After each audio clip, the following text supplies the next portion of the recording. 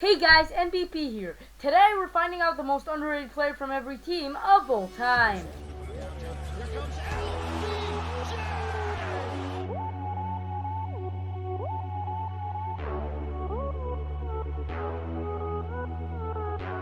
Except for the best one of all of them, they're pretty much in no order, and they start with number 30, the Atlanta Hawks with Lou Hedson.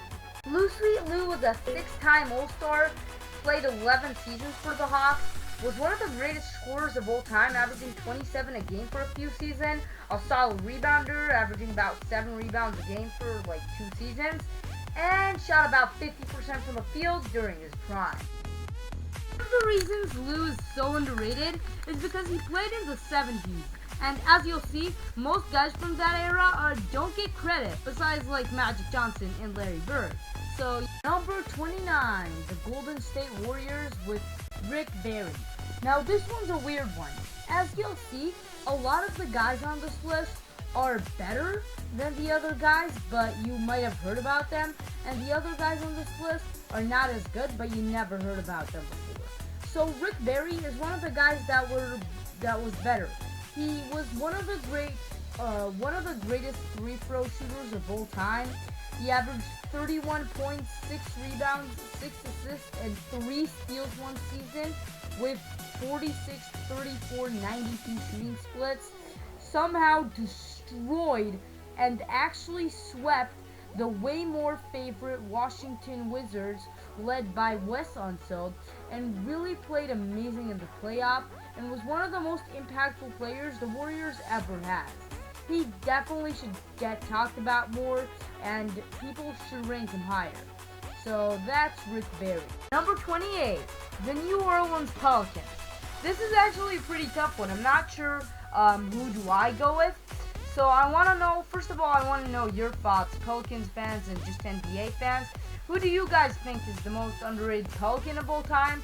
Because they have some underrated guys, but no one really underrated, like some of the guys here. So really, let me know who you think. I think personally I might go to Tyreek Evans, but he wasn't that good, so I don't know. Okay, let's move on.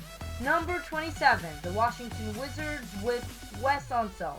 Now, I actually made a video talking about the fact that Unseld's one of the most underrated players of all time. He's a top 5 defender of all time in my opinion, a top 5 rebounder of all time in my opinion. Okay, maybe not top 5, but still, he's amazing. He averaged almost 18 points and 18 rebounds a game one season. He was one of the most impactful players of all time. He won an MVP. He led the Bullets to an NBA championship, winning Finals MVP, and really was one of the most unselfish players of all time. Honorable mention goes to Gus Johnson, which is also pretty underrated, but if you want more details, so go watch my Unseld video, the link would be in the description. Number 26, the New York Knicks with Bernard King. Bernard is simply one of the best players to fall down to injuries. When he was only 28 years old with the Knicks, he got injured again and again and again. But still, this guy literally put up 33, 6 and 4 one season, put up 27, 5 and 4 for his time with the Knicks, and was a 4-time All-Star and a Hall of Famer. I mean, it makes sense that people don't talk about him like a lot because, I mean, he got injured so much, but still, he really should be respected more than he is. Number 25, the Charlotte Hornets with Glenn Rice, one of my favorite players on this list. He averaged nearly 24 a game on almost 50% shooting, along with 44% from 3. He was there for 3 seasons, was a 3-time All-Star, and despite the fact that they didn't have any success in the playoff, he still led the Hornets to 52 wins one year, and he won the All-Star Game MVP. So he definitely deserves this spot. Number 24, the Cleveland Cavaliers. Now it's between Brad Daugherty or Mark Price. Athleticism-wise, it's Brad Daugherty, and skill-wise, it's Mark Price. But I'm going with Brad Daugherty because I feel like he is just way more underrated. So Brad Daugherty was a five-time All-Star. He played literally his entire career. Um, for the Cavs, put up 20 points, 11 rebounds, and 4 assists on 53% shooting one season, and averaged 19 and 10 on, again, 53% shooting for his whole career. He was a solid defender and probably the best center the Cavaliers have ever had. Number 23 is the Pistons with George Yearly vs. Bob Lanier. Bob Lanier is probably the better player. I mean, he averaged 20 and 10 for nearly all his 10 seasons with Detroit. But George Yearly is way more underrated and is a better defender. He averaged 28 and 11 runs one season, was a Hall of Famer and a four-time All-Star. So he definitely should get more credit than he does. Number 22. The Portland Trailblazers with Clyde Drexler's co-star Terry Porter. Now, this was a very tough decision because they are actually a really, really talented and underrated team all time. Guys like Jeff Petrie and Bill Walton. But Terry Porter actually reminds me of a prime Chauncey Billups in his prime. He always had the ball under control, was a dominant ball handler, was very clutch, was super quick and fast on the court, and could stop the elite scorers on defense, was really one of the best defensive point guards there, which was important because he was the guy defending guys like Kevin Johnson, usually Clyde was defending Michael Jordan, but Kevin Johnson, Isaiah Thomas, and Magic Johnson. He also averaged 17, 8, 4, and 2 steals a game on 51% shooting for a point guard one season, which is definitely impressive. 21 are the Milwaukee Bucks with Sidney Moncrief. Sidney is one of the best players on this list, and one of the most underrated players, not only from the team, but of all time. This guy had a lot of injury issues, which is why, especially because he played in the 70s and 80s, and also because of his injury issues, he doesn't get credit. But I mean, he was a Hall of Famer, averaged 21, 6 rebounds, and 5 assists, along with 2 steals, while shooting 50% from the field during the 5-year stretch that he was actually healthy for.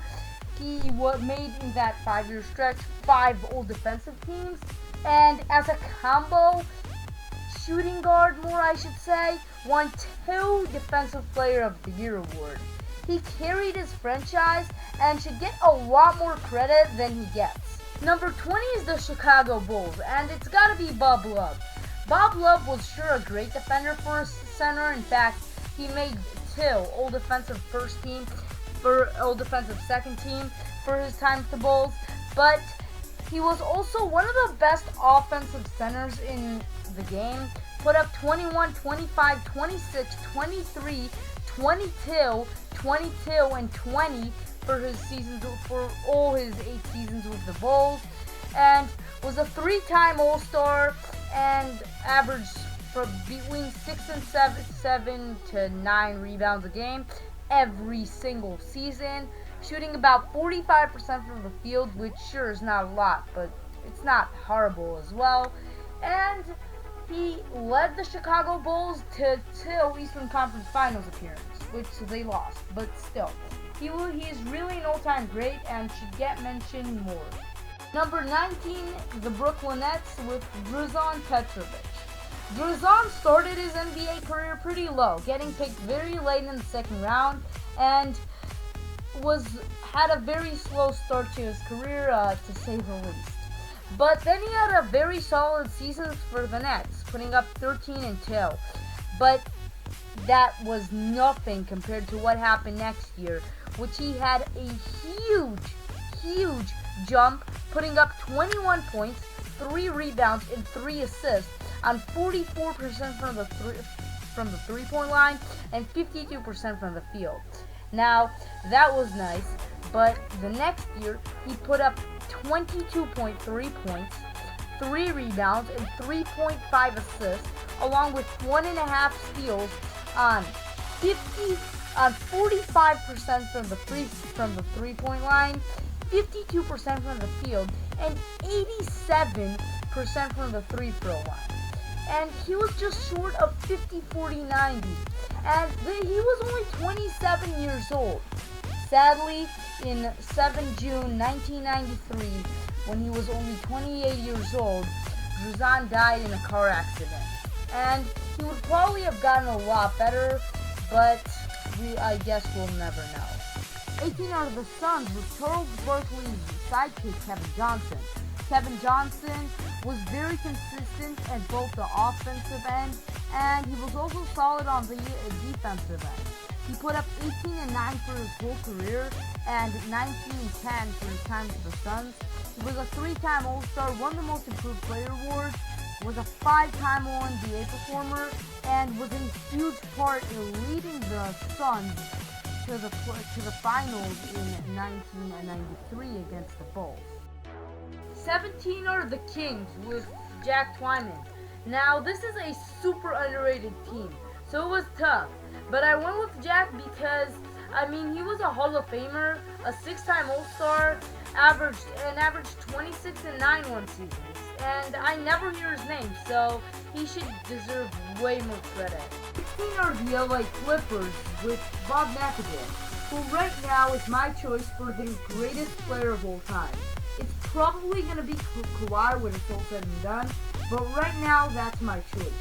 Now, Bob McAdoo was a Hall of Famer, a 2-time NBA champion, a 7-time NBA All-Star, won an MVP, and averaged insane stats, leading the league in points for 3 straight seasons, including a season where he averaged 34.5, averaging 15, 14 to 13 rebounds a game nearly every season, and also 2 to 3 blocks every season. So he was just a beast. 15 are the Mavs with Mark Aguirre. Now, some of you might be a little bit surprised, but this guy averaged an amazing 25 points, 6 assists, 6 rebounds, and 4 assists on almost 50% shooting in his time there, in his 7 years there. When he was also a 3-time All-Star and was a 2-time NBA champion later in his career, he should get a lot more credit. Number 14, the Orlando Magic with Scott Skiles. Scott Skiles, you probably didn't see this one coming because he is probably the worst player on this list, let's be honest. But I feel like people just act to him as a not very good role player who just had luck, and that's why he got the 30 assist game. But look at those stats in this group of season. It is probably his best season. He put up 17 points, 8.5 assists, 3.5 rebounds on nearly 50-40-90. Next season, 14 points, 7 assists on very good efficiency. Next season, 15 and 9 on, again, very good efficiency. So he wasn't a superstar. He was never even an all-star, but he wasn't just a role player or something. Number 13 is the complete opposite. It's the Thunder with Gary Payton. This was a tough choice because this is a really underrated team. But you all know Gary Payton was good. But just how good was he? Well, on defense, when he guarded Michael Jordan in the 96 finals, he guarded him for 3 games, and MJ averaged 24 points on 37% field goal percentage. Yeah. He also won a Defensive Player of the Year award, was in 9 All-Defensive teams, and was a Steal champion for multiple times. And was a Steal champion when he averaged 3 steals a game. And in fact, during his prime, he had 7 seasons where he didn't have 1 season with less than 2 steals a game. That is elite. He also was an amazing offensive player. He had 9 seasons averaging over 20 a game. He was an excellent facilitator, averaging between 7 to 9 assists a game nearly every season, and in his prime, of course. And he was also a solid rebounder, averaging, in his prime, between 5 to 6 to even 7 rebounds a game during his best years, and was was really efficient shooting the ball. He shot between 45 to 50% from the field in most of his career. And he should get way more credit than he usually gets. Number 12, the Sixers with Dolph Schayes. Dolph Schayes is another one of the best players on this list. He's a Hall of Famer, a 12-time All-Star, a 12-time NBA performer. He averaged 19 and 12 and 3 for his whole career and averaged 25 points and 14 rebounds along with 3 assists in his best season. Also, for a power forward slash center, he was one of the greatest free-throw shooters of all time, shooting over 90% 4 times and leading the league 3 times. He was amazing. 11 are the Memphis Vancouver Grizzlies with Sharif Abdul-Rahim.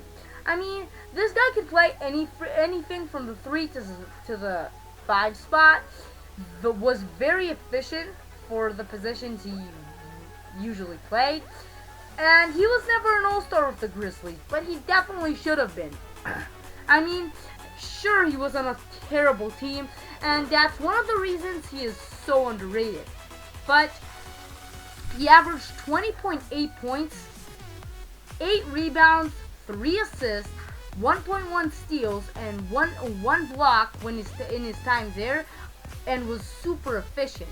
And then you'll think his stats got inflated because he played with such a horrible team. But then he moves to the Hawks, and for his 3 seasons there, averaged almost the exact same stats with 20.4 points, and this time 9 rebounds, 3 assists, 1.1 steal, and only a few less blocks, 0.7 instead of 1. So I don't think his stats or his defense got that inflected, and he should get a lot more credit than he usually gets. Number 10 are the Pacers with Billy Knight. He was the first player in Pacers history to lead the team in scoring when he averaged 26.6 points and 8 rebounds a game, and in his best time there, he averaged a whopping 28.1 points, 10.1 rebounds, and 4 assists on 50% shooting. He was a 2-time All-Star and definitely should get a lot more credit than he usually gets. Number 9, the Houston Rockets with one of my favorite players, Elvin Hayes. This guy put up an insane 28 points and 17 rebounds a game for 3 straight seasons. In the 4-year stretch before he moved to Baltimore, he was a 4-time All-Star and averaged over 25 points and 15 rebounds every time. I don't think I need to say anything else. Number 8, the Nuggets with David Thompson. David Thompson is one of the best scorers of all time and is probably the best leaper of all time. As only a 6'4" shooting guard, he claimed that he can touch the back of the basket. He averaged over 25 points a game for all his first 3 seasons of his career, a Hall of Famer, a 5-time All-Star, and averaged 27.2 points, 4.9 rebounds, 4.5 assists, 1.2 steals, and 1.2 blocks on 52% shooting in his best season. Number 7 is the Toronto Raptors, with a very tough decision between Damian Stoudemire or Doug Christie. Now, Damian Stoudemire was the better offensive player. He was a 10 times better passer, and he averaged over 4 points more a game during his prime with the Raptors, and he was also way more consistent. But I'm still going with Doug Christie, and that's because the other end of the ball. Doug Christie is a miles better defender. He made 4 all-defensive teams in his time with the Raptors, and he should get a lot more credit than he usually gets. Number 6 are the Boston Celtics with John Havlicek. At least the second best player on this list, if not better. Greer putting the ball on play. He gets it out. He's going to have